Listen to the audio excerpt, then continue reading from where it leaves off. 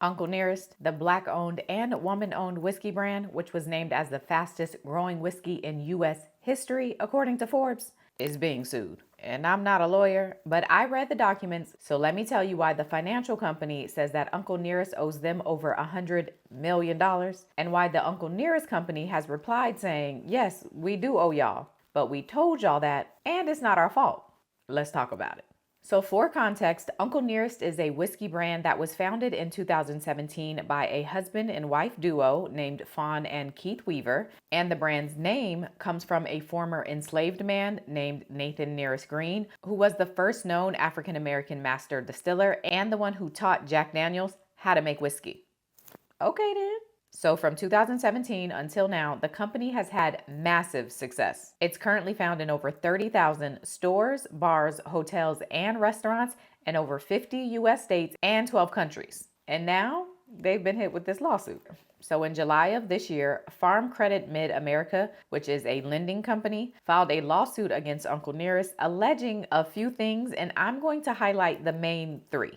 So number one, Farm Credit Mid-America says they've loaned Uncle Nearest over $100 million, and the company has stopped making payments on those loans. They say the first loan was given to them in July of 2022, and it was for $35 million. But over the course of a year, the amount of the loan was increased 7 times until it eventually hit $67 million. So in total, that first loan was for $67 million. The second loan, which was issued around that same time, was for $20 million. And then the third loan was issued about 6 months later, and that one was for $15 million. So when you add all that up, plus interest, and then subtract any of the payments that Uncle Nearest has made, Farm Credit Mid-America says that Uncle Nearest currently owes them $108,245,828.22. And they want their money and they want it now.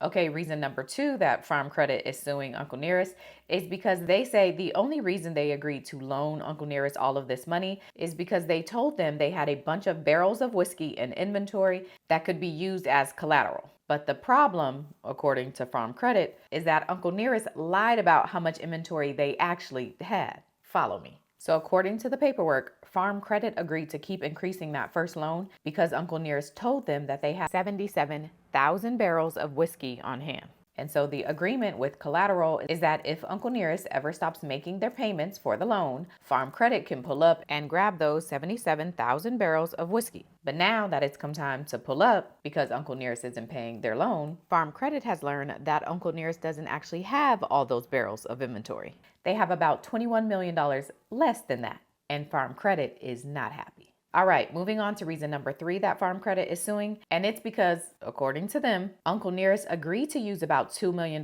from one of their loans to purchase a property in Martha's Vineyard. It was going to be an Uncle Nearest property, and the purpose of it was to host branding events and to rent to other distributors for co-branding opportunities. Now that sounds all good, but the problem, according to Farm America, is that after Uncle Nearest received the money, they then created a brand new company, a new LLC, to purchase the Martha's Vineyard property. In layman's terms, and why this is a problem, is because legally, this Martha's Vineyard property is not owned by Uncle Nearest. It's owned by this new LLC they created, UN House MV LLC. And so typically, since Uncle Nearest has stopped paying back this loan, Farm Credit would be able to foreclose on this property, kick them out, take the property back, and hopefully sell it to recoup some of their losses. But in this instance, since the house isn't owned by Uncle Nearest, Farm Credit doesn't have much recourse to do anything. The house isn't in Uncle Nearest's name, and Farm Credit didn't lend the money to UN House MV LLC. And so Farm Credit says that this little switcheroo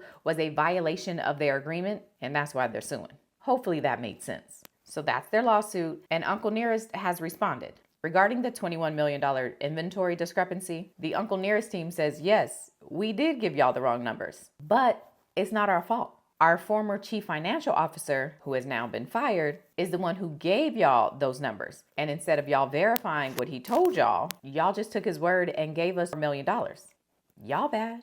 Okay, they didn't really say y'all bad, but those are the vibes. The response goes on to say that no one at Uncle Nearest even knew that the CFO lied about this inventory, but once the Weavers found out about this discrepancy, they themselves told Farm Credit Mid-America about it so that they could deal with it. Next up, the response addresses the Martha's Vineyard property and says that Farm Credit Mid-America was fully aware of what Uncle Nearest plans were regarding that house, and Farm Credit never requested to get any stake in the property. The response says that executives from Farm Credit even came out to the property for its inaugural gospel brunch, and their execs went on group outings and even did some bike riding while they were there.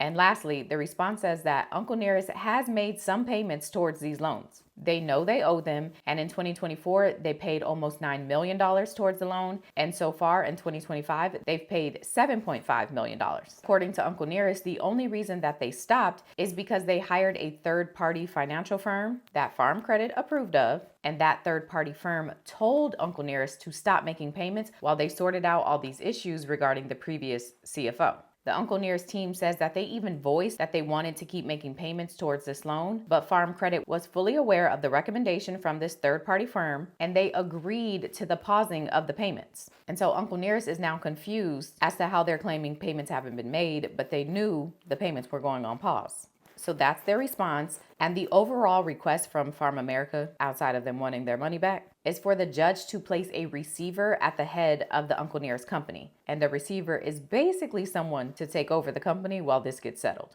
Uncle Nearest has objected. They do not want a receiver, but Farm Credit Mid-America is saying, put somebody over there.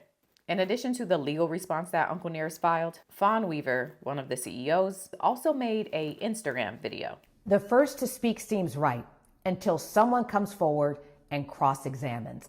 Proverbs 18:17. Well, my response has been filed, and I trust the truth will now get just as much attention on social media and in the press as the intentional misleadings and hit pieces. Y'all, I had hit pieces. That is kind of cool. So a couple days ago, there was a hearing on this case, and while the judge has yet to rule on if a receiver will be placed at the head of the company, the judge did issue a gag order. And the order is telling everybody to be quiet. So that's the recap. I think I need a drink. Uncle Nearest, to be specific.